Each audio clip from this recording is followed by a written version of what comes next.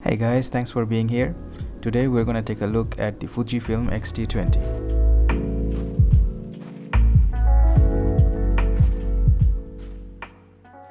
Now the Fuji X-T20 is a beast of a camera, even compared to its higher end competitions.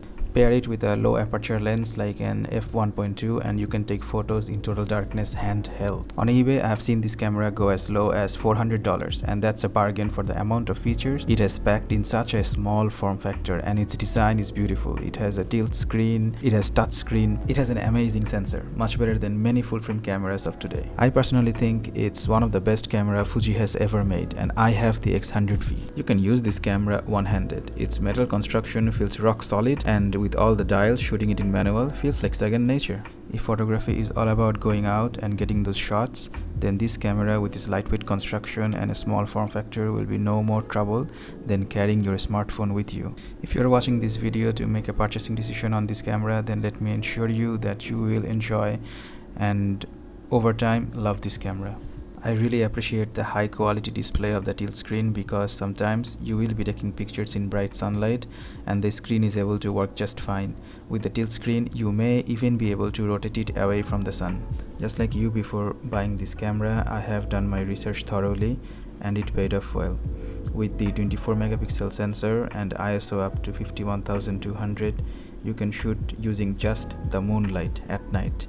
When I first tested this, it was insane. It blew my mind and also the minds of people I was taking pictures of. The live view works really well, but if you want to save a bit more battery life, there is a dedicated view mode button next to the viewfinder which allows you to put the camera in viewfinder only mode, and it works only when you pull the camera up to your eye. I can get much more battery life out of my X-T20 than the X100V, although they share the same battery. The viewfinder is sharp with its 2360K dots display, but most importantly, it doesn't lag even on the move or in low light like many early mirrorless cameras did. Also, you can customize the viewfinder to your liking. It has wireless support, which means you can transfer your photos to your phone immediately after taking them, which means you don't have to carry a cable around with you. It also can charge via USB using a power bank, so it's perfectly fine for traveling.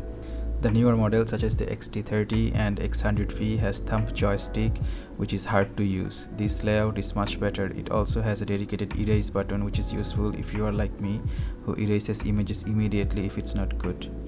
Another good thing is that both the front and rear horizontal dials can be pushed like a button to bring up any control of your choice. I have it as ISO select button.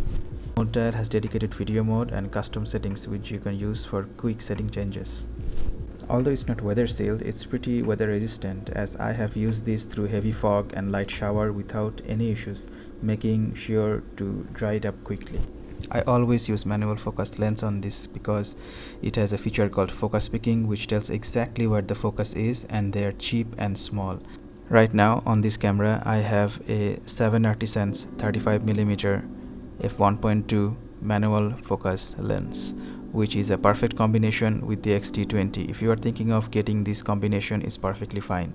Don't worry, the lens works perfectly well and it's cheap, and I believe if you're thinking of getting this, all of this is from the used eBay market, it's a perfect choice.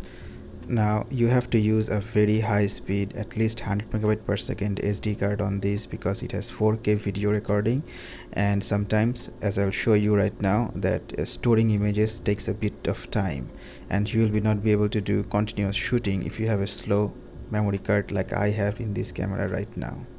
As a result, I have recorded some HD video footage using this camera, and I'll show you the display quality right now.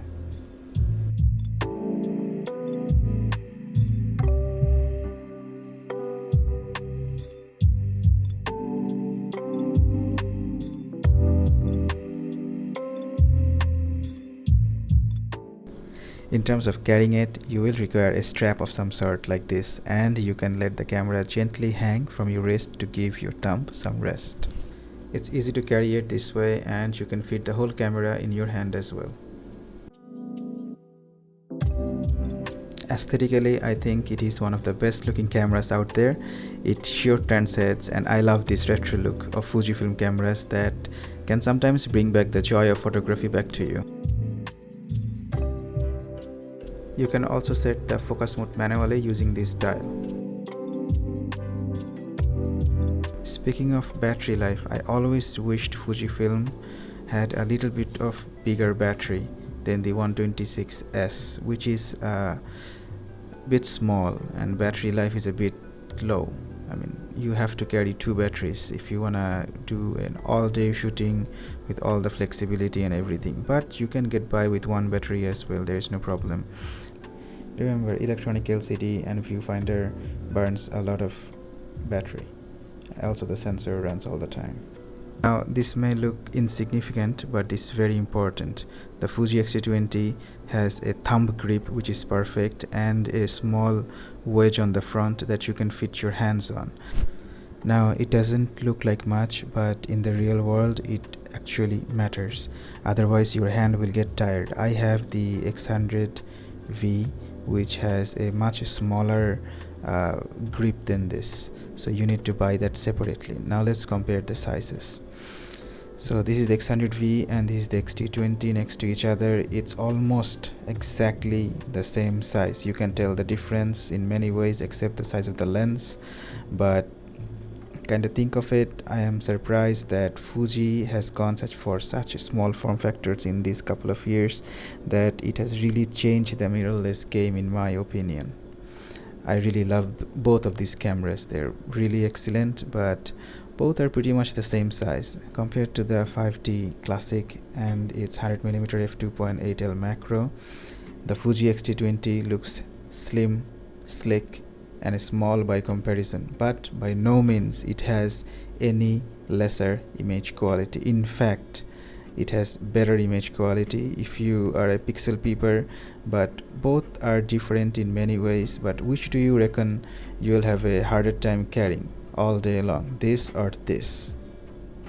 To Canon or Nikon, Fuji has a long way to go in terms of menus, but since you can assign all your requirements to buttons, physical buttons, you can remap the buttons, it's not much of a problem, and the menu isn't that bad either. It takes time and patience to get into things. I mean, menus have menus inside menus inside menus. Usually the rule of user interface is everything in the user menu should be accessible easily and within 3 clicks. That's for desktop. For cameras it should be at least 2 buttons or 2 settings. The touchscreen on this is amazing. I mean, you can zoom in and zoom out, flick through your images, and it works perfectly well. I have no complaints here. It's one of the best touchscreens I've used on any camera. I mean, you will have no problems here, I promise you.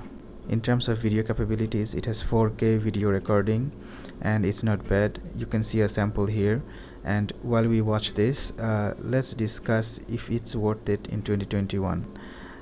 This camera is very capable and it's one of the best cameras out there, so stop worrying too much and just get this camera. It's perfect, don't worry about it. This camera will last you at least another 2 to 3 years minimum without any problems in terms of videos, in terms of photography, in terms of image quality and whatsoever. Thank you for your time. I really appreciate you being here. Thank you.